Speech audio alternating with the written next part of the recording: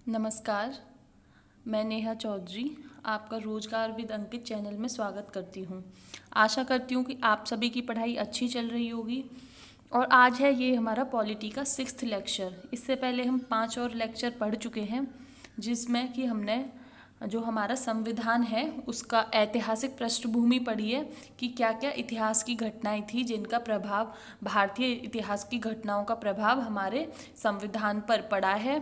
और जो दूसरा चैप्टर था उसमें था कि संविधान का निर्माण, कि जो हमारा संविधान है वो कैसे कैसे बना है, क्या क्या समितियां थी, कैसे कैसे कब कब बैठक हुई, कब पास हुआ।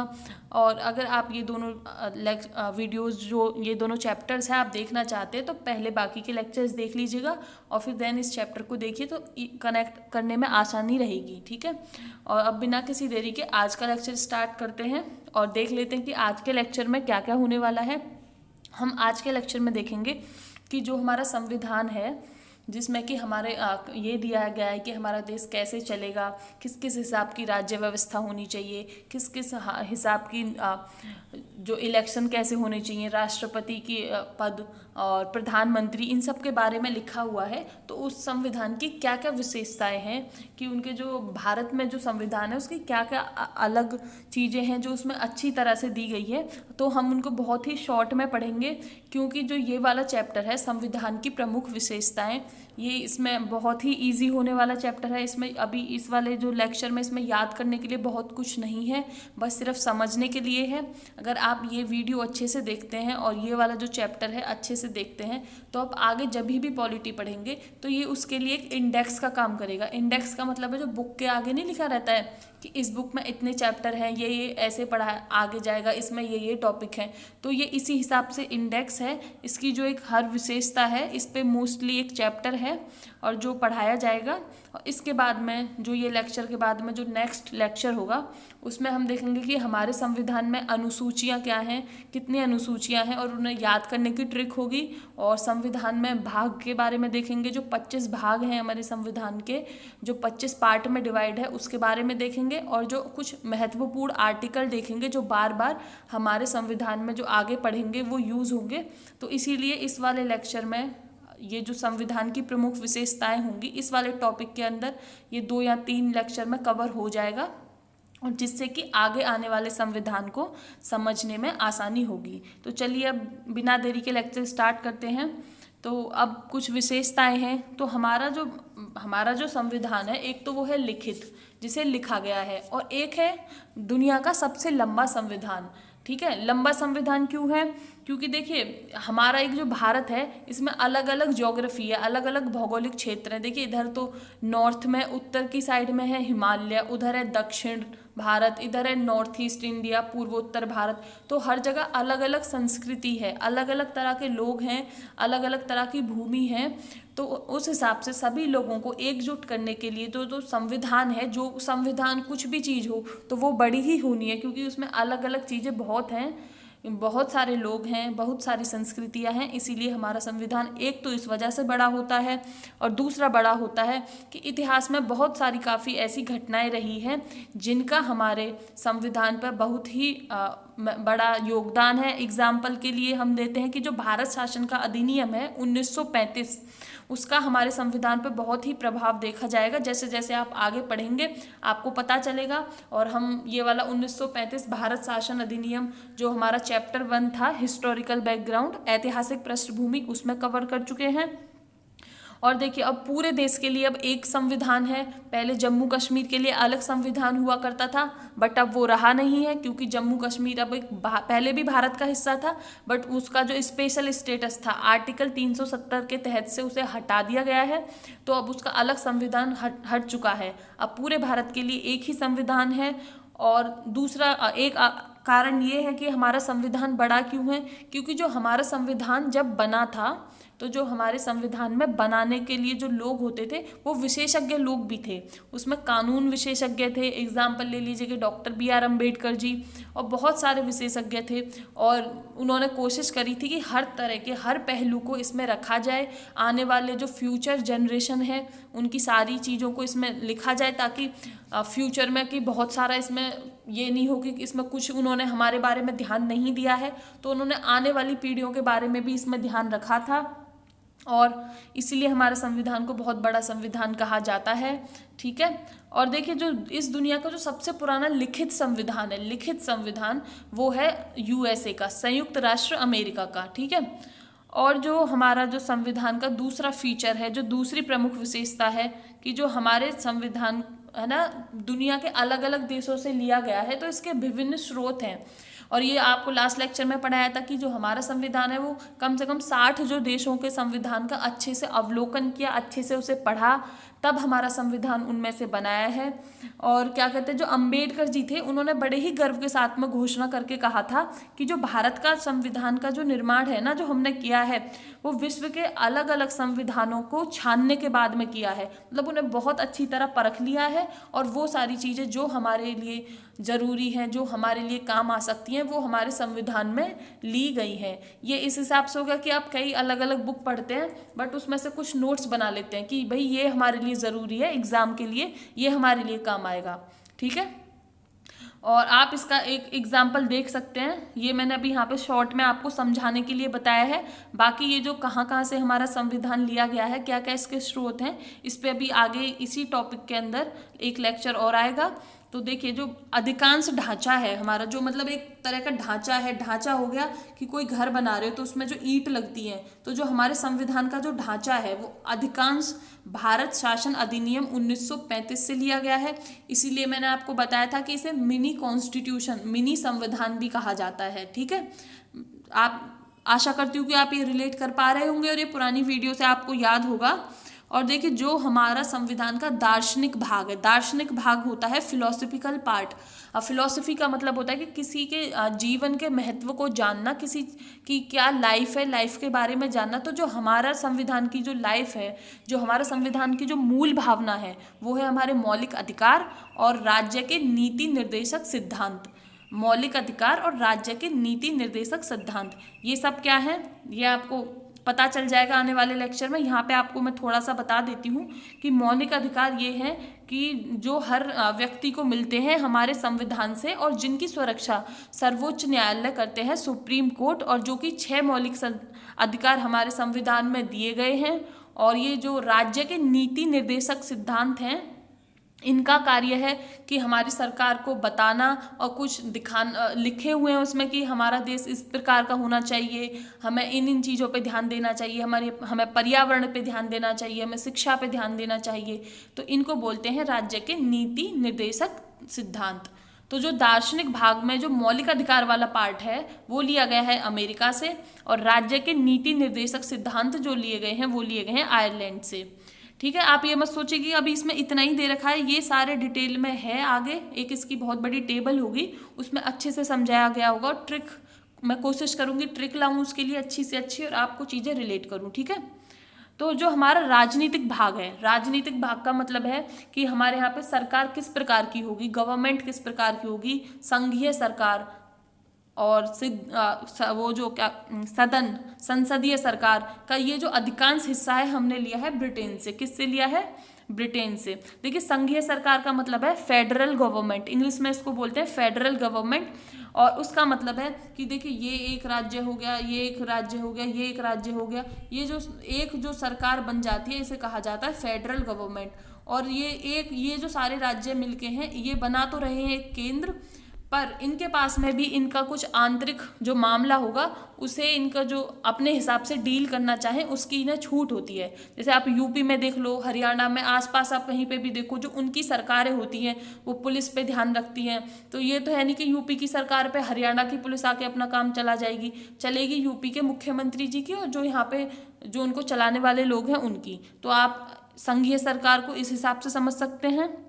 और देखिए, विधायिका का मतलब ये होता है कि जो लोग कानून बनाते हैं उसे विधायिका कहा जाएगा। और जो कार्यपालिका के जो लोग होते हैं, कार्यपालिका में मैंने आपको पहले भी एक्सप्लेन किया है, आई थिंक 2nd या 3rd वीडियो में होगा, कि जैसे कार्यपालिका में आ जाते हैं राष्ट्रपति, प्रधानमंत्री जी, IAS IPS ऑफिसर, जो सरकार का कोई कानून आता है उसे लाते हैं और दिखाते हैं कि भाई, और उसे जो हमारा जो राज्य है उसे इम्प्लीमेंट करते हैं, उसे प्रयोग में लाते हैं। ठीक है, और अब आगे बढ़ते हैं कि देखिए, एक होता है संविधान की जो बहुत ही, जिसे हम क्या कहते हैं, संशोधन ही नहीं कर सकते, उसका मतलब हो गया बहुत ही कठोर चीज है। और लचीले का मतलब ये होता है कि वो बहुत ही आसानी से संशोधन हो जाए, कि उसमें कोई ज़्यादा टेंशन वाली बात नहीं है और आसानी से कोई चीज़ संशोधन हो जाए। तो देखिए, जो चीज़ ज़्यादा जितनी कठोर होगी उसके टूटने के चांस भी उतने ही ज़्यादा रहते हैं, कि भाई ज़्यादा कठोर चीज़ तो टूटेगी, थोड़ा हमें समय के साथ साथ में बदलना चाहिए। और अगर कोई चीज़ बहुत ही ज़्यादा लचीली है तो भी वो खराब है। इसलिए इन दोनों का जो बीच का जो मिला जुला रूप होना चाहिए वो हमारे संविधान में लिया गया है। तो आप देख सकते हैं कि ये जो हमारा संविधान है वो ना तो ज़्यादा लचीला है ना ही ज़्यादा कठोर है, बल्कि दोनों का मिला जुला रूप है। और जो हमारे संविधान में जो संशोधन होता है वो अनुच्छेद 368 में दिया गया है। ठीक है, ये हमारा, ये इस पे भी पूरा चैप्टर है कि संविधान में संशोधन कैसे कैसे होता है, क्या क्या उसका प्रक्रिया है। तो अभी ये एक इंडेक्स टाइप का है संविधान का, तो यहाँ पे सारी चीज़ें बहुत ही शॉर्ट में बताई जा रही हैं ताकि आगे चीज़ें आसानी से रिलेट हो सकें। मैं आशा करती हूँ कि यहाँ तक आपको समझ आ गया होगा। और जो नेक्स्ट हमारे संविधान का फीचर है, जो महत्वपूर्ण विशेषताएं है, कि जो हमारा संविधान है वो एकात्मकता की ओर तो झुका हुआ है। एकात्मकता की ओर का मतलब है यूनिटरी, एक तरफ, जैसे कि यहाँ पे यूनिटरी एक तरफ झुका हुआ है।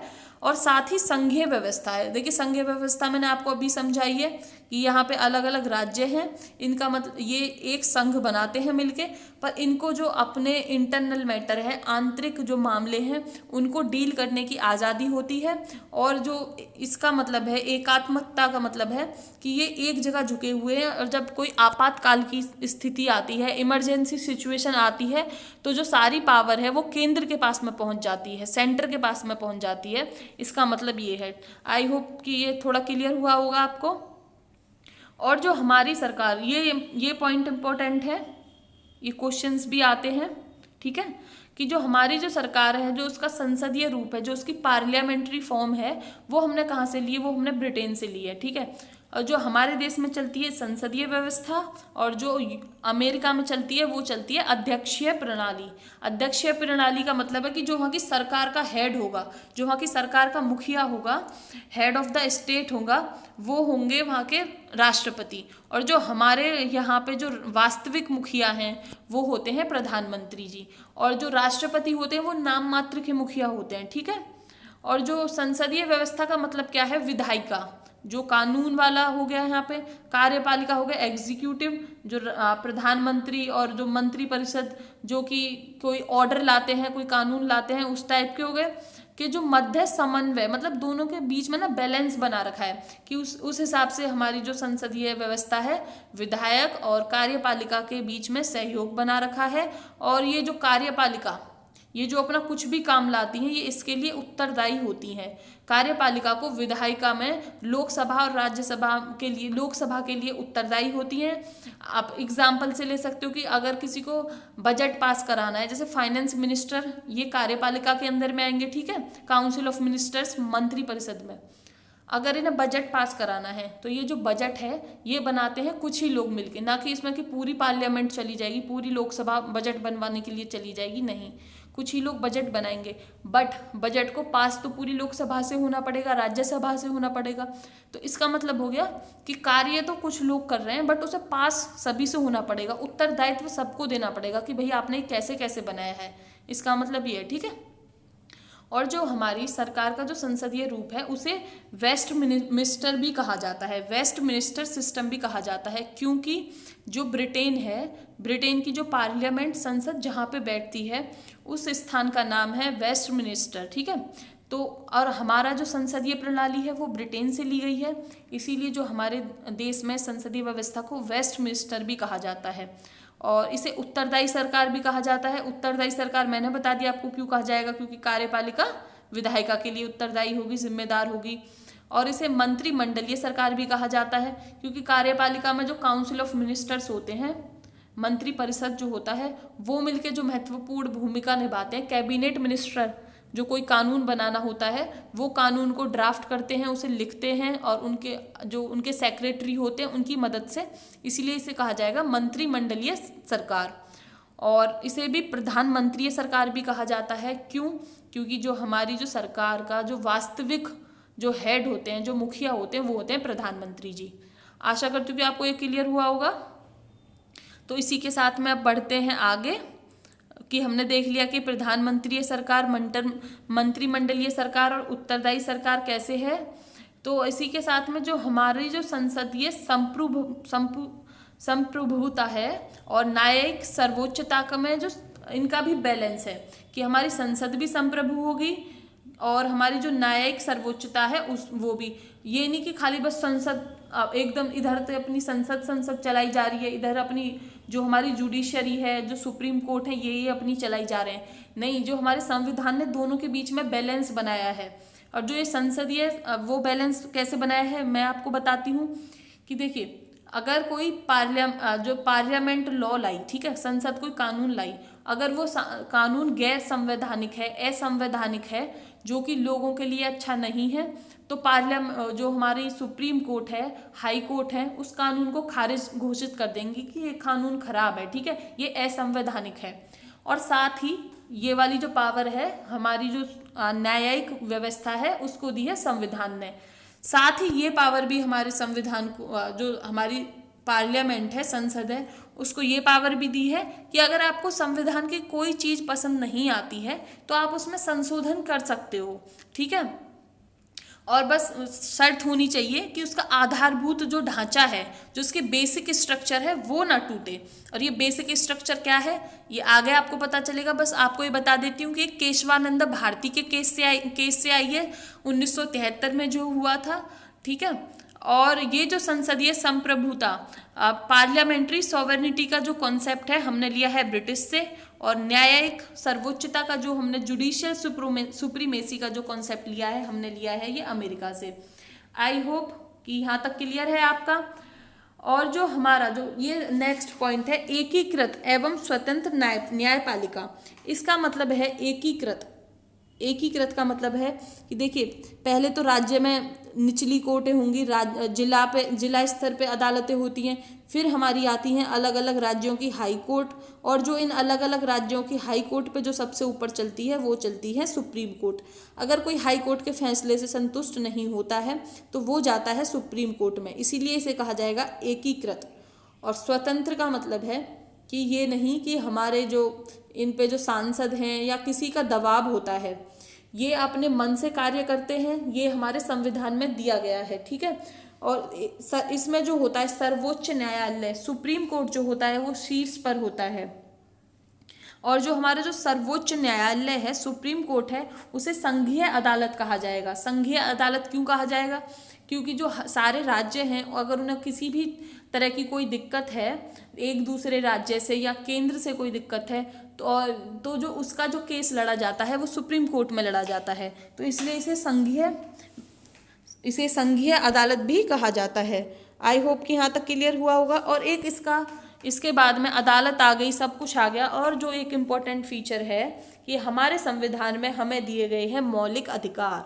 मौलिक अधिकार का मतलब है कि ये हर व्यक्ति के अधिकार हैं और उसके जीवन के लिए एक मूल भावना है और ये हर व्यक्ति को मिलने चाहिए। तो अभी मैं आपको एकदम शॉर्ट में बता रही हूँ, आप बस हल्का सा रिलेट कीजिएगा। अभी इसमें कोई याद करने की चीज़ ज़्यादा नहीं है, बस सिर्फ समझने पे ध्यान दीजिएगा। और आपको पहले भी बता चुकी हूँ कि ये सारा लेक्चर एक इंडेक्स है, जो बुक के आगे इंडेक्स होता है आपके आने वाले लेक्चर्स के लिए। और ये वाला जो चैप्टर संविधान की प्रमुख विशेषताएं, इसमें 2 या 3 लेक्चर होंगे और ये जो दो या तीन लेक्चर आपके आने वाली आगे पॉलिटी के लिए इंडेक्स का ही काम करेंगे। जैसे कि आप आगे कोई कुछ पढ़ रहे हैं, आपको कुछ कन्फ्यूजन आता है कि ये कैसे कहाँ से आ गया, तो इन 2 या 3 लेक्चर को वापस से रिवाइज कीजिएगा और आपको समझ आ जाएगा। तो ये मौलिक अधिकार जो हमें दे रखे हैं भाग 3 में दे रखे हैं, ये हमारे 6 मौलिक अधिकार हैं, ठीक है। अब ये मौलिक अधिकार दिए हैं तो भाई इनका कुछ मतलब तो होगा ही कि मौलिक अधिकार ऐसे ही दे दिए हैं। तो ये जो हमारे संविधान में मौलिक अधिकार दिए हैं इनका मतलब है कि राजनीतिक लोकतंत्र की भावना को बढ़ावा देना है। इसका मतलब है कि देखिए आपने सुना होगा कि संविधान में ये मौलिक अधिकार में लिखा रहता है कि राज्य किसी आधार पर भेदभाव नहीं कर सकता है, जन्म के आधार पर और जाति वाति के आधार पर, आपने ये सब पढ़ा होगा।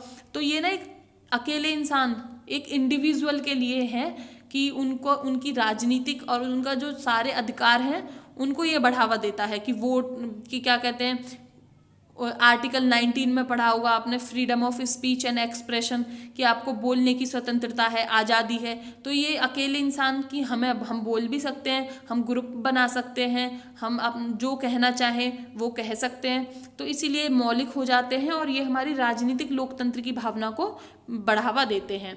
और इसके बाद में आते हैं राज्य के नीति निर्देशक सिद्धांत।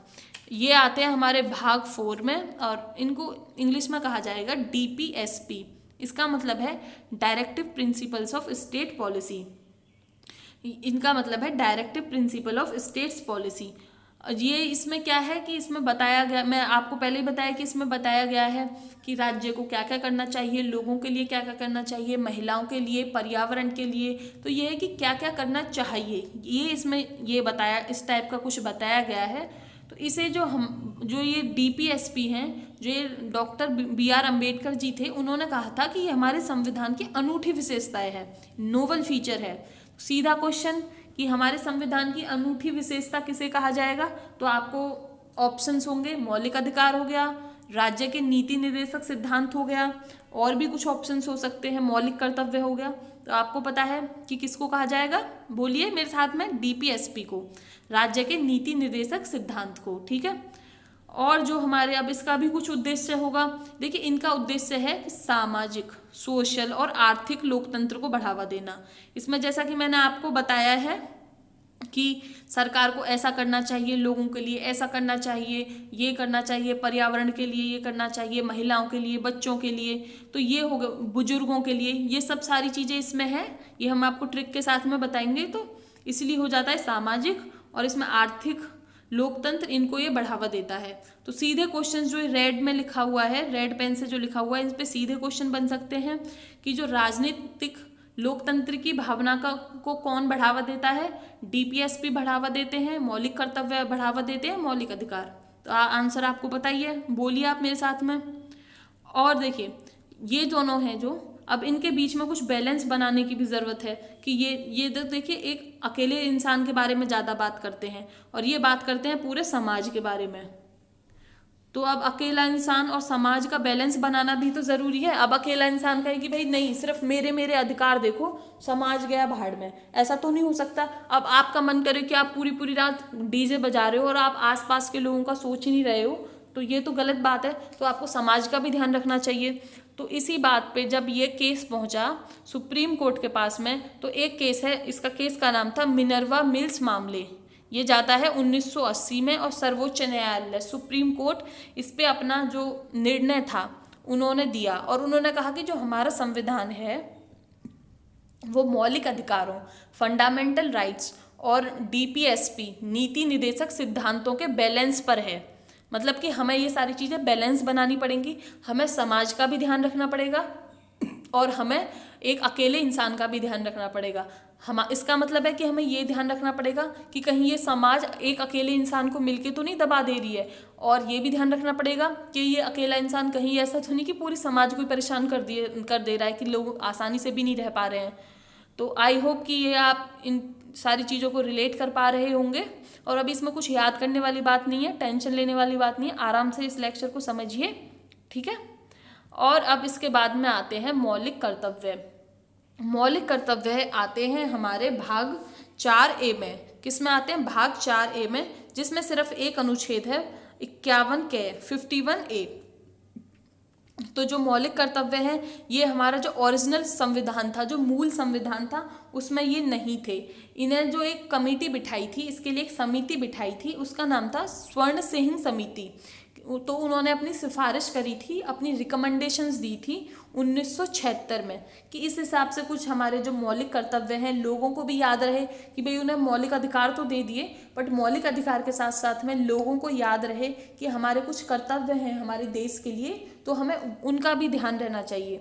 उसके लिए 42वां संविधान संशोधन किया गया था, ठीक है। तो उस जो किया गया था 1975 और 77 में जब आंतरिक इमरजेंसी आपातकाल लग रहा था, तो उस टाइम पे संविधान संशोधन करके मौलिक कर्तव्यों को जोड़ा गया था स्वर्ण सिंह कमेटी की सिफारिश पे। आप टेंशन मत लीजिए, इस पे एक अलग चैप्टर है और बहुत ही छोटा सा चैप्टर होगा, बहुत थोड़ी देर में वो हो जाएगा। तो ये चैप्टर में वहाँ पे इसके बारे में बताया जाएगा और ये सारे नोट्स आपको वहाँ पे ही मिल जाएंगे कि स्वर्ण सिंह समिति ने क्या अपनी रिकमेंडेशन दी थी, क्या क्या ये था, ठीक है। और एक सबसे जो इम्पोर्टेंट फीचर है कि हमारा जो राज्य है, हमारा जो देश है, यहाँ पे राज्य का मतलब हमारे देश से है, जो हमारा जो राज्य है वो एक धर्मनिरपेक्ष है, एक सेक्युलर कंट्री है, उसका कोई एक धर्म नहीं है।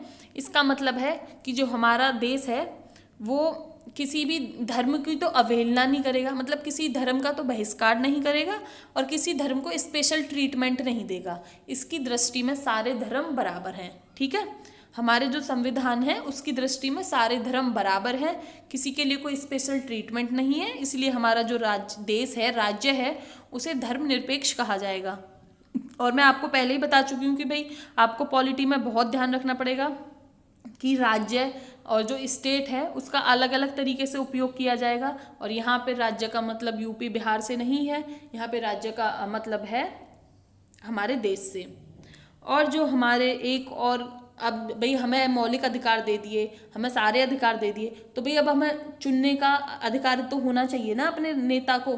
तो इसीलिए हमारे जो संविधान में दी गए थे सार्वभौम वयस्क मताधिकार, जिसे कहा जाएगा यूनिवर्सल एडल्ट फ्रेंचाइजी। इसमें आप यहाँ पे टी लगा लीजिएगा, इसकी स्पेलिंग में टी रह गया गलती से, यूनिवर्सल एडल्ट फ्रेंचाइजी, ठीक है। तो ये जो वर्ष 1989 में इसमें भी एक संशोधन किया गया था कि 1989 में 61वां संविधान संशोधन लाके, और जो पहले जो हमारी जो वोट देने की उम्र होती थी 21 साल होती थी, बट उसे 18 साल कर दिया गया, क्योंकि ये लगा कि भाई 18 साल के ऊपर के लोग समझदार हो जाते हैं तो वो अपना नेता चुन सकते हैं कि वो किसको वोट दें। तो इसीलिए हम ये 21 की जगह इसको 18 कर देते हैं। तो देखिए अब मैं इसे कैसे याद रखती हूँ, आप अगर ऐसे रिलेट कर पा रहे हो तो आप कीजिएगा, या मैं जैसे आपको बता रही हूँ आपको ऐसे ठीक लगे। तो मेरे को ना जब ऐसे डेट याद करनी होती है, सबका यही तरीका होता है, कुछ का थोड़ा अलग हो सकता है। तो मैं कुछ जो मेरे फैमिली मेम्बर्स हैं जिनको मैं जानती हूँ, मैं उनकी डेट ऑफ बर्थ कुछ अपने माइंड में याद करके रखती हूँ, ठीक है। तो मेरे एक फैमिली मेम्बर है जिनकी मैंने अपने माइंड में डेट ऑफ बर्थ याद रख रखी है, वो है 1988। तो अब इससे जो आगे पीछे होता रहता है कि उससे 2 साल पहले हुआ ये, अच्छा इसके 1 साल बाद ये हुआ, तो मैं इन चीज़ों को ऐसे रिलेट कर देती हूँ। तो मेरे को याद है कि मैंने कहा जब मेरे वो फैमिली मेम्बर पैदा हुए थे 1988 में, तो तब उसी साल हमारी जो उम्र थी वोट देने की उम्र, वो 21 से 18 वर्ष कर दी गई, ठीक है। कि मतलब जब अब ये पैदा हो गए हैं 18 के, तो ये जब पैदा हुए हैं, अब ये जब 18 साल के होंगे तो ये वोट दे पाएंगे। अगर उससे पहले अगर कोई था तो वो 21 साल तक थी तब उम्र। और आप कैसे भी याद रख सकते हैं, यहाँ पे 1988 है तो 18 में 8 आता है पीछे। और ये 61वां संविधान संशोधन क्यों है, क्योंकि पहले वर्ष 21 उम्र थी, तो आप इस वाले 1 से 61वें को याद रख सकते हैं। तो ऐसे याद रखा जा सकता है, ऐसे आप चीज़ों को कनेक्ट कीजिएगा, रिलेट कीजिएगा, ट्रिक बनाइएगा। ज़रूरी नहीं कि जो टीचर ट्रिक बताए आप वो ही याद रखें, ठीक है। अब आगे बढ़ते हैं और देखिए इसमें हमारे जो संविधान है, इसमें जो एक और इसका जो महत्वपूर्ण फीचर है, एक जो इम्पोर्टेंट विशेषता है इसकी, इसमें है कि एकल नागरिकता, मतलब एक सिंगल सिटीजनशिप है। कि ये नहीं कि भाई मैं यूपी का भी निवासी वो हूँ, नागरिकता मेरे पास मिल गई और मेरे पास नागरिकता मिल गई भारत की भी, नहीं, मैं सिर्फ भारतीय निवासी हूँ, मेरे पास में निवासी तो मैं यूपी की हो सकती हूँ, पर जो मेरे पास में एक भारतीय नागरिकता, मैं सिर्फ एक भारतीय हूँ और कुछ नहीं। बाकी तो स्टेट अलग अलग हैं, वो कि ताकि हमारा जो एडमिनिस्ट्रेशन है वो आराम से चल सके, इसलिए स्टेट अलग अलग हैं। सिर्फ मेरे पास में नागरिकता भारत की है, ना कि किसी राज्य की। जबकि दूसरी ओर जो अमेरिका है उसमें क्या होता है, उसमें 2 नागरिकताएं होती हैं। एक तो वो जिस राज्य से आते हैं उसकी नागरिकता होती है और एक पूरी अमेरिका की नागरिकता होती है। बट हमारे यहाँ पे ऐसा नहीं है, हमारे यहाँ पे एक ही नागरिकता मिलती है। ठीक है, आई होप कि आपको समझ आ गया होगा। और एक और इम्पोर्टेंट फीचर है कि भाई अब हमने बोल दिया कि हमारे मौलिक अधिकार हैं। अब मौलिक अधिकार में एक ये है कि भाई हमारा जो नेता भी तो होना चाहिए, तो नेता है, पार्लियामेंट है, ये सब हैं, तो इन्हें चुनने के लिए भी कुछ चीज़ होनी चाहिए। तो हमारे लिए स्वतंत्र निकाय, इंडिपेंडेंट बॉडीज़ हैं। तो यहाँ पे मैं आपका एक हल्का सा डाउट क्लियर कर देती हूँ कि देखिए, एक तो होती है संवैधानिक निकाय।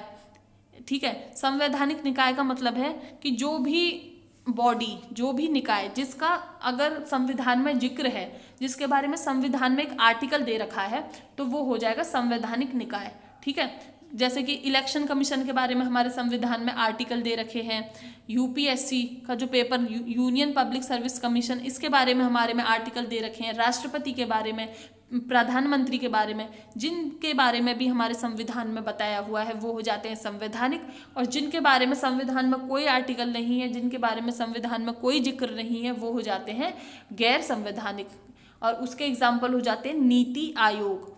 हमारे जो नीति आयोग है उसका संविधान में कोई जिक्र नहीं है, इसीलिए जो नीति आयोग है वो संवैधानिक निकाय नहीं है। ठीक है, तो कुछ एग्जाम्पल देख लेते हैं संवैधानिक निकाय के। एक तो हो जाता है इलेक्शन कमीशन, निर्वाचन आयोग, और एक है भारत के नियंत्रक एवं महालेखाकार, जिन्हें इंग्लिश में कहा जाएगा कैग, और फुल फॉर्म है controller and auditor general of India. ये जो हमारा जो सरकार का पर्स, जो पैसा होता है, उस पर ध्यान रखते हैं। ठीक है, और एक आते हैं कि यूपीएससी और एसपीएससी, ये है संघ लोक सेवा आयोग, और ये है राज्य लोक सेवा आयोग। जो आईएएस, आईपीएस और ये वाले एग्जाम्स होते हैं, इसे कराती है यूपीएससी, और जो स्टेट में पीसीएस के एग्जाम्स होते हैं उन्हें कराती है एसपीएससी। और एक और, अब इसके बाद में यहाँ तक आपको समझ आ गया होगा ये। और इसके बाद में एक और है जो एक महत्वपूर्ण फीचर है, वो है आपातकाल का प्रावधान। कि हमारे जो संविधान में कि भाई इमरजेंसी भी लगाई जा सकती है, कि उसमें आपातकाल भी लगाया जा सकता है। अभी हमने पहले पढ़ा था कि जो हमारा संविधान है, जब कोई इमरजेंसी की सिचुएशन आती है कि तो सारी पावर एक पॉइंट पर आ जाती है, केंद्र में आ जाती है, तो उसे इमरजेंसी की सिचुएशन को हैंडल करने के लिए, तो इसीलिए हमारे संविधान में आपातकाल का प्रावधान है। और 3 प्रकार की जो इमरजेंसी हैं हमारे संविधान में वो बताई जाती हैं। पहली होती है राष्ट्रीय आपातकाल, जो कि अनुच्छेद 352 में जिसका जिक्र किया गया है।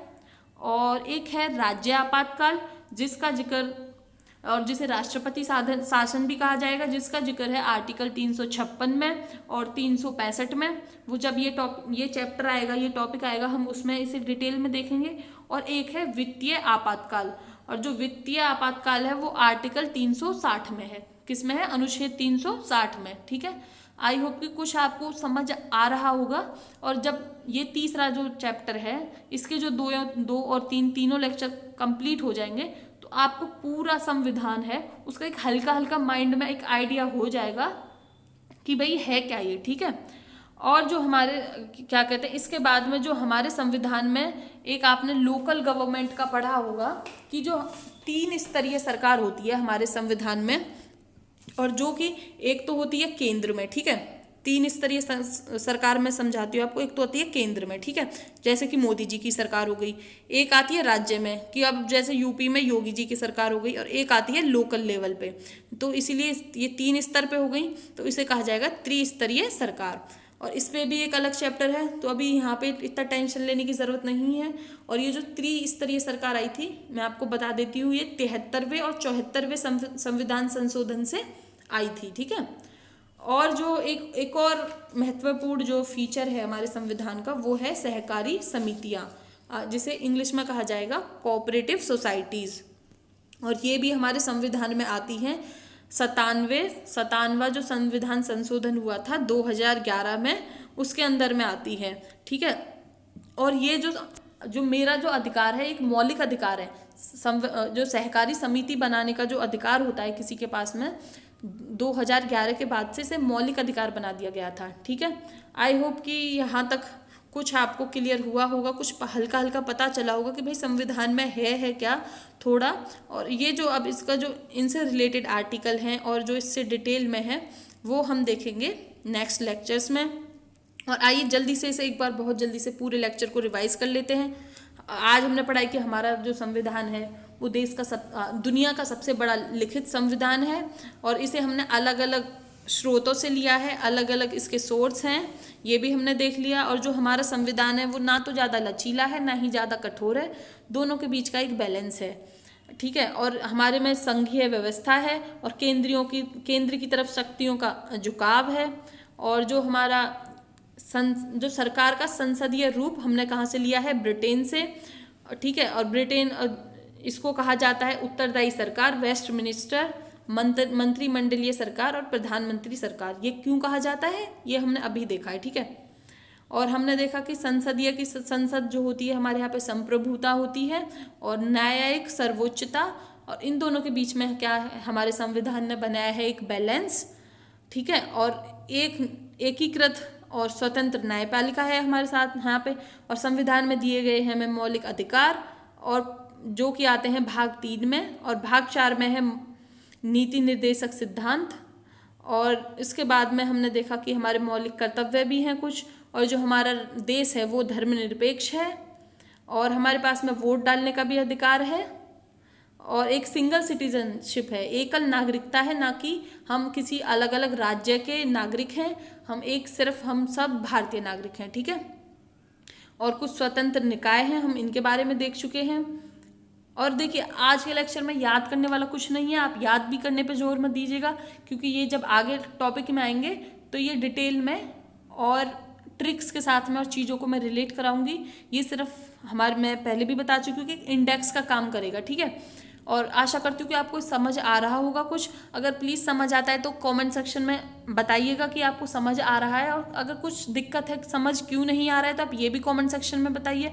और कृपया करके वीडियो को लाइक ज़रूर कीजिएगा, क्योंकि इसी से मोटिवेशन मिलेगा कि आपके लिए आगे वीडियो बनानी है या नहीं, इसी से पता चलेगा। अगर आप अच्छे से देखोगे, अच्छे से बताओगे और सारे आंसर्स दोगे तो वीडियो में आगे भी आपके लिए इससे अच्छी और बेहतर बनाऊंगी। और एक बात के लिए मेरे को आपको धन्यवाद देना है, थैंक यू बोलना है, कि आपने जो कल वाली वीडियो थी उसमें सारे क्वेश्चंस के आंसर्स अटेम्प्ट करे हैं कमेंट सेक्शन में, और बहुत सारे लोगों के आंसर सही है, ऑलमोस्ट सभी के आंसर सही हैं।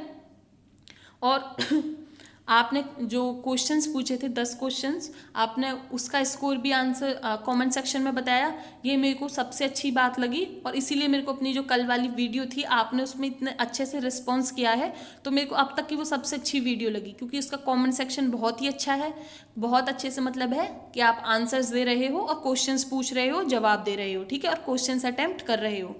कमेंट सेक्शन में ज़्यादा से ज़्यादा इसी चीज़ से रिलेटेड बातें होनी चाहिए, ठीक है। और आशा करती हूँ कि आप जैसे ही आपका टॉपिक ख़त्म होता है तो आपके पास में अगर कोई प्रैक्टिस बुक है तो आप उस टॉपिक के हाथों हाथ अपने पास भी क्वेश्चंस सॉल्व कर लीजिएगा, जिससे आपको पता चलेगा कि टॉपिक आपके हिसाब से है या नहीं, कि आपको कुछ छोड़ तो नहीं दिया टॉपिक में, ठीक है। और जैसा कि मैंने बोला था कि बाद में हम करेंगे कुछ डिस्कस 2 वोकैबुलरी, तो एक है एस्पियोनेज। एस्पियोनेज का मतलब है, ये ई है, ठीक है, एफ नहीं है, ई है, एस्पियोनेज, और इसका मतलब है जासूस, कि कोई जासूसी करता है तो उसे कहा जाएगा एस्पियोनेज, ठीक है। और जैसे कि अभी आपने थोड़े दिन पहले न्यूज़ में पढ़ा होगा कि भारत में पाकिस्तान के कुछ लोग जासूस करते पाए गए थे, तो उन्हें उनके देश वापस पहुंचा दिया वियना कन्वेंशन 1961 के तहत, ठीक है। और एक है सेकंड है जो आज का वर्ड है वो है प्रोक्रेस्टिनेशन। इसका मतलब है, प्रोक्रेस्टिनेशन का मतलब है काम को टालना, कि कुछ लोग प्रोक्रेस्टिनेट बहुत करते हैं, मतलब काम को टालते रहते हैं। तो भाई देखिए, आपने अब कोई कुछ काम बनाया है कि आपको आज ये पढ़ना है, और या और भी कोई काम हो सकता है, ज़रूरी नहीं कि हर काम पढ़ना ही हो, आपका कुछ घर का काम हो सकता है, कुछ भी हो, आप ये उसे टालिए मत कि भाई कल कर लेंगे काम, परसों कर लेंगे काम, नहीं, जितना आप प्रोक्रेस्टिनेट करोगे चीज़ें उतनी ही टलती जाएंगी। इस वाले प्रोक्रेस्टिनेशन का मतलब वही है कि भाई प्रोक्रेस्टिनेशन मत करो, बहुत ही बेकार चीज़ होती है, आज टालोगे कल तो कभी नहीं आती, ठीक है। आशा करती हूँ कि आपको आज का लेक्चर कुछ समझ आया होगा, और समझ आता है तो प्लीज़ लाइक कीजिएगा और शेयर कीजिएगा और चैनल को सब्सक्राइब कीजिएगा। और आपको जो PDF है वो रोज़गार विद अंकित के टेलीग्राम चैनल में डाल दी जाती है, तो आप बार बार ये टेंशन नहीं लीजिएगा कि आपको PDF कब मिलेगी, मिल जाएगी, ठीक है, PDF ग्रुप में। और थैंक यू वीडियो देखने के लिए, धन्यवाद।